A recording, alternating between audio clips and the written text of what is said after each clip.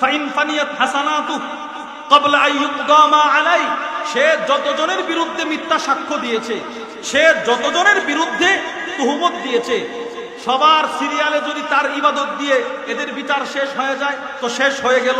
এবার যদি দেখা যায় 10 জনকে সে গালি দিয়েছিল, 10 জন অসহায়, 10 জন নির্দোষকে সে মিথ্যা সাক্ষ্য দিয়ে জেলখানার ভিতরে ঢুকিয়েছিল, 5 জনেরকে তার ইবাদত দিয়ে শেষ, আরো 5 জন বাকি, কিন্তু এই লোকের ইবাদত নাই। এবার রাসূল বলেন এই 5 জনের গুনাহগুলো ওই ইবাদতকারীর কাঁধে আল্লাহ দিয়ে দিবেন। নাউজুবিল্লাহ বলেন। সুম্মা তুরিহা ফিন নার, অতঃপর তাকে উল্টো নিক্ষেপ করে জাহান্নামে ফেলা হবে। রাসূল বলেন ওই লোকের চাইতে নিঃস্ব পৃথিবীতে আর কেউ নাই।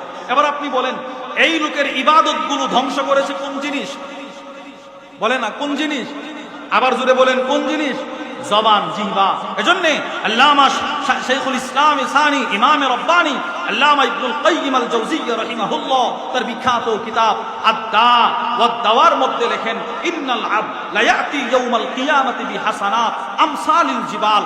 পৃথিবীতে অনেক মানুষ হাসরের ময়দানে, অনেক নামাজি হাসরের ময়দানে পাহাড় সমপরিমাণ ইবাদত নিয়ে দাঁড়াবে, কিন্তু ফায়াজিদু লিসানাহু ক্বাদ হাদামাহা, সে তাকায় দেখবে তার একটা মাত্র জিহ্বা তার 1000 বছরের ইবাদতগুলো ধ্বংস করে দিচ্ছে।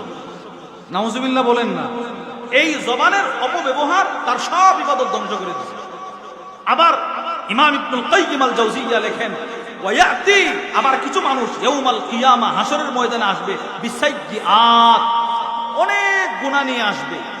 ফায়াজিদু লিসানাহু ক্বাদ হাদামাহা মিন কাসরাতি যিকরিল্লাহ, ওই লোকের গুনাহগুলো সে তাকায় দেখবে সে যে দুনিয়াতে কিছু জিকির করেছিল, তার জিকির তার কোটি কোটি গুনাহগুলোকে মিটিয়ে নেক দ্বারা